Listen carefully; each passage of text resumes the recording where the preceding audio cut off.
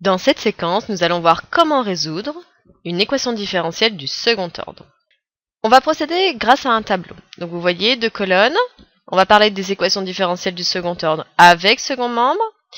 Donc elles vont être de la forme a fois x seconde de t plus b fois x prime de t plus c fois x de t égale à d de t, c'est-à-dire une fonction. A, B, C vont être trois réels et d de t sera une fonction qui va être donnée. Pour pouvoir résoudre une équation différentielle avec second membre, j'ai besoin de passer par ce qu'on appelle les équations différentielles sans second membre. C'est-à-dire qu'elles commencent de la même manière, a fois x seconde, plus b fois x prime, plus c fois x, vous voyez, c'est la même chose. Et par contre, cette fois-ci, si elle est sans second membre, ça veut dire qu'elle va être égale à 0. Et donc a, b, c vont être toujours trois réels qui vont être donnés, c'est les mêmes.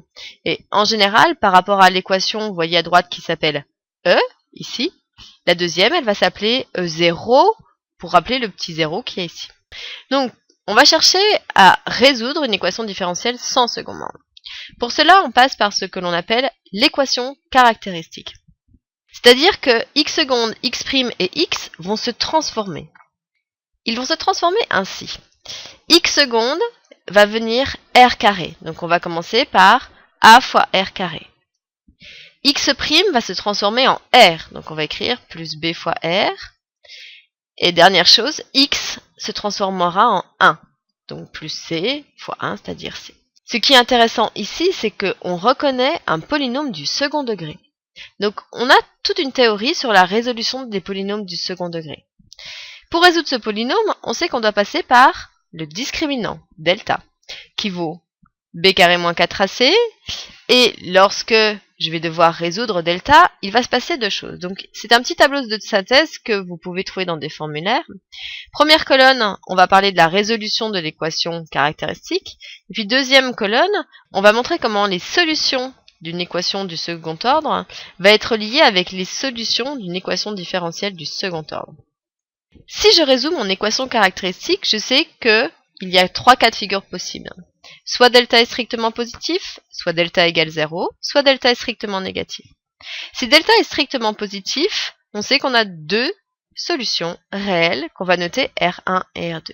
À savoir que dans ces cas-là, les solutions générales de l'équation différentielle sans second membre seront de la forme x de t égale lambda exponentielle R1 t, c'est-à-dire la première des racines, plus mu exponentielle R2 t, c'est-à-dire la deuxième racine.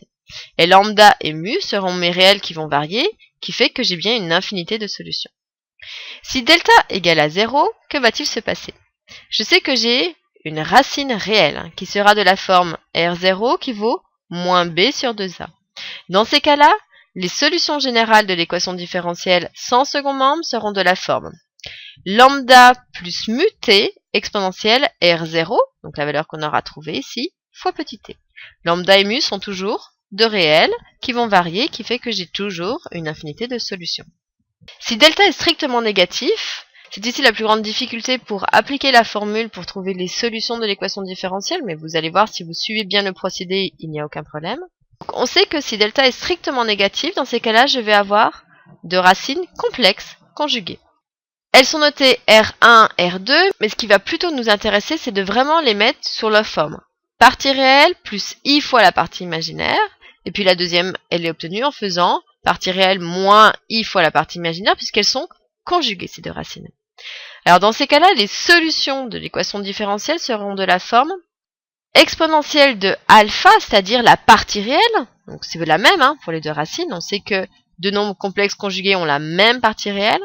Donc x de t va être égal à exponentielle alpha t facteur de lambda, donc un réel, cosinus bêta. Sachant que bêta, ça va être la partie imaginaire.